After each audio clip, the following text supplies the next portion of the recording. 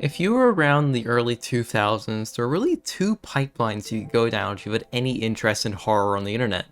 There was creepypastas with Jeff the Killer, Slenderman, Ben Drowned, each independent works by different writers compiled together under one umbrella. And on the other hand was SCP, a creative writing project dedicated to creating free works surrounding anomalous objects and entities anyone could use for free.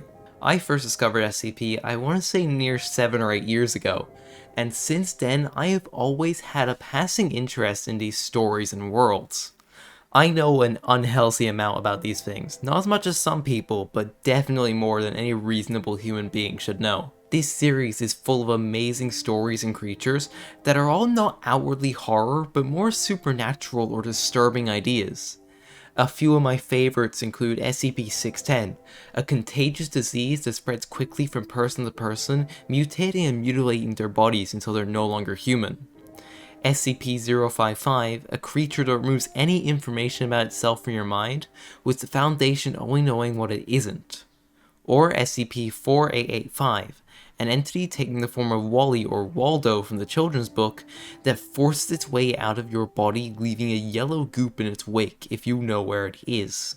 There is a lot you can do with SCP, and as the years have gone on, people have gotten more and more creative, and I have seen some amazing entities I'd love to cover in the future, but for now I want to focus on a simpler SCP from Series 1 to act as a sort of introduction. One that, let's be honest, we all know about, being SCP-173, the statue, or Peanut for short.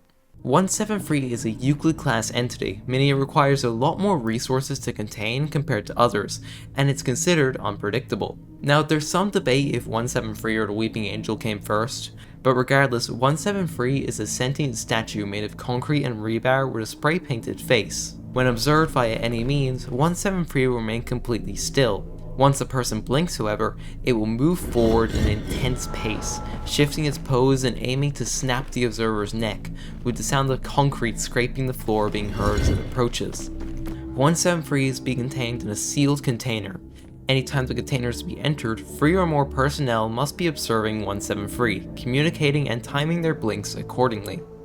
Its cell is to be entered only for cleaning, and then resealed once personnel left. And that's all we know surrounding what 173 can do, and by itself it's a fun story. The idea that an unassuming statue can come to life and attack you when you're not looking has been a staple in horror media for a while, and with the right creative minds can lead to some really fun pieces of horror. So, now that you're aware of the basics, it's time to cover where this entity truly shines, and that is in gaming. Over the course of the last decade or so, there have been multiple SCP games that have included 173, which has led to it becoming a staple in the franchise, but recently I played a game called SCP-5K based on the story of the same name, and I was blown away by 173 in this game and the amount of terror it brought me. So imagine this scenario with me. You wake up with nothing but a pocket knife and a flashlight as you make your way out of the room you woke up in into a decrepit maze of offices and knocked over shelves. The halls are littered with the blood and corpses of your comrades and Foundation soldiers. Most of their heads are completely flipped 180 and holding their necks as if they were strangled, stuck like that even in death.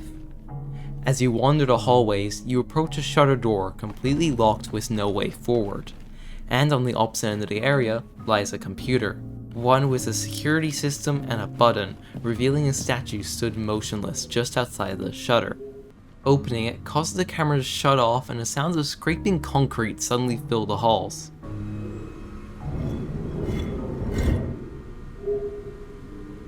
Cautiously, you exit the room to approach the shutters until that same concrete sound can be heard getting closer and closer. And once you turn around, you find 173 staring you in the face, motionless. This is the first 5 minutes of SCP-5K, and having your first encounter being defenseless in a maze of corridors and rooms and blocked hallways, and your only way out is to unleash 173 into that maze is terrifying. Most games would handle this by having 173 head directly towards the player and stop when observed, with a blink meter ensuring that the player has to move in order to escape. SCP-5K, however, makes him all the more terrifying with one simple change to his AI. 173 will never take a direct path towards you, and will instead aim to cut you off every chance it gets.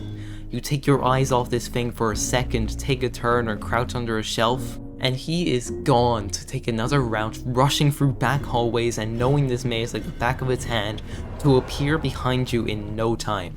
This game makes him fast, faster than any other interpretation of 173 before him, as you're overwhelmed with the sounds of concrete scaping all around you, as 173 does laps around its prey, and all you can do is sit and hope that when you see it again, it won't have its hands wrapped around your neck. This is one of, if not the best interpretation of 173 in any horror game. Containment Breach and SCP Unity both had 173 slowly approach you like an aimless hunter, and if anything, he was a brief annoyance. But in 5K, it is haunting.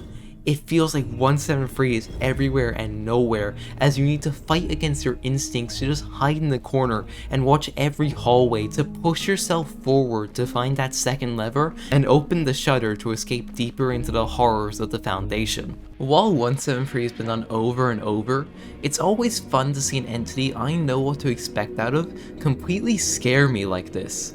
I would just find myself unable to process what is going on and what to do next, because I for the life of me could not find that statue, but I could hear it all around me. The 5K team has done a fantastic job at capturing that fear I thought 173 had lost due to the overuse of characters like the Weeping Angels in the numerous games he's been in. This video was made not only out of my returning hyperfixation on the SCP franchise, but out of my admiration to the team who made an unforgettable experience in a game I thought was going to be a generic shooter with an SCP skin. And if this video does even slightly well, I'm not opposed to covering more SCPs and moments in games like 5K that are just waiting for someone to talk about them. If you enjoyed this video, which you must have if you made it to the end, and have any passing interest in SCP, there are a lot of channels who have done full SCP stories and entities explained, and there are even more games that feature a lot more interesting and bone-chilling SCPs to sink your teeth into. If I can hyperfixate you for a minute, I'd recommend starting with some basics like 939, 049, the Plague Doctor, and 096, the Shy Guy, as they all have pretty simple concepts, and there is an amazing short film out there about 096 that I am in love with. It's just so well done. It's a great way to dip your toes in the SCP franchise if you're more a fan of video media like analog horror rather than games. But until next time, I've been Core, Happy New Year, and I'll see you in whatever I make next. Bye bye!